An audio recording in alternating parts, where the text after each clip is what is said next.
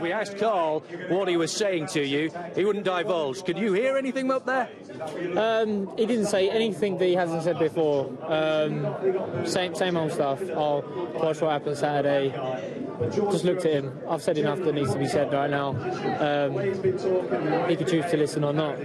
I'll give him the game plan. I mean, how much of a gentleman do I need to be? He's got 2 days to adapt. Now he's got 1 day left. We'll see what he comes up with. You've talked about this plan. He's talked about your plan. Is that going to be the plan, or are you going to have a plan B? Are you going to have a plan C in case plan A doesn't work? I said from day one, you can beat Carl Froch on the front foot, the back foot, or holding your ground. I can do that. This is how I want to approach the fight, so this is how I'm going to fight. I've given 3 rounds. And I said, from then on, you have to figure it out for yourself. And I'm going to make more adjustments. I'm going to show him more. He's not going to get everything that I plan to give him in the first 3 rounds. I'm going to progress as the fight goes on. Jim and David are both there. I'm sure they probably want to ask you a question or two as well. Jim, what would you like to say to George? Well, the first thing I would like to say, George, in a day when a lot of fighters look for an easy route towards a world title, I congratulate you first of all. As soon as you were offered the fight, you jumped at it with never any hesitation. I also congratulate you for the way you've conducted yourself since the fight was announced. I think you've held yourself together wonderfully, and you've got under his skin plenty of times. You've been an underdog before and come out and top. Do you think you'll use that experience to do the same tomorrow night? Yeah, definitely. I think it's down to the individual. Some people wouldn't be able to cope, without everyone being on your side, everyone saying you're going to win. It's almost nicer in many ways to have this. Everyone says, oh, you can't do this. So you go, okay, it makes you double check yourself more. So you're in the gym going, hold on, I'm doing this, I'm doing that. This will work on the night. I'm more than confident that I've got the tools to beat Carl Froch. I can't wait to get in there and show him. He's never actually said anything that makes that much sense technically, apart from he's just going to get in there and let his hands go, and that right hand is going to punch in combinations. That's what you tell an 11-year-old. This is big time boxing, as he likes to say. He's going to need a little bit more than that. What I was wondering is, coming in 2 pounds under the weight. I know how big you are. I've seen how much you weigh between fights. And for you to come in 2 pound under the weight, is that a reflection of how hard you've trained for this? Yeah, David, you know that. I always take weight off the night before, but I was in a better place, a leaner place. My body fat's lower, so the fact you're super lean. The fact that I'm naturally lighter means that I weighed in light today. I got up this morning to have my breakfast, so it's always nice to show up at a weigh-in, not hungry. Yeah. I think you remember that from your cruiserweight days. So you haven't struggled whatsoever making the weight? One little bit. And you come in lighter than ever before?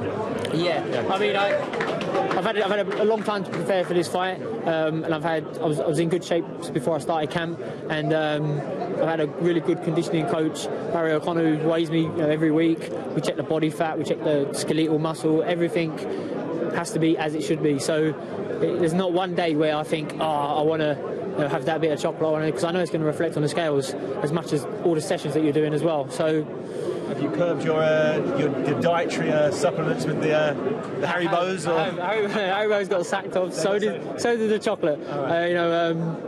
I might treat myself to a tiny little bit of raw cacao right now before the fight, but that's as far as it will go. Well, George, you accept you're an underdog, and it's not my place to advise you. Of course, you've camped to do that. But if I found myself in your situation, at least one of my plans would be tomorrow night to show Carl that he's not the only puncher in there. What I would be thinking about doing is land my best shot in the first round at some point. Is that part of your plan? I agree with what you're saying, Jim. Carl Froch is one of those fighters that every round he loses, he becomes more dangerous. He's going to come out, he's going to try harder. In that respect, he's going to give more away, and there's more openings. But as this fight goes on, I'm going to keep showing him more and more. And in that respect, I'm going to punch him harder and faster as the rounds go on. He might get 1 or 2 stiff digs in the first couple of rounds, but I won't be looking to land power shots. I'm looking to land hard shots. And then as the fight goes on, when he thinks, I'm just going to start getting used to this pace, I'm going to up it again. I'm going to show him something else. I'm going to hit him harder. We have criticised Carl for carrying his left hand so low. but I mean, he keeps winning with that style. Do you look to exploit the fact that he does carry his left hand very low? There's loads of things that I plan to exploit, Jim, and you have to be well behaved working for Sky to not point out too many of them. We don't have to. It's not just his left hand that he carries low. His defence is non-existent. His feet are terrible.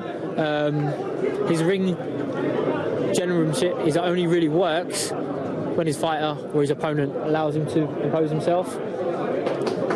George, just finally, are you going to shock the world tomorrow night and take home 2 world title belts? I think it is actually still, after all I've said, going to be a shock. Yes, I'm gonna come home tomorrow with the 2 belts. Well, George, thanks for everything this week. We wish you the best of luck. Thank you very much indeed.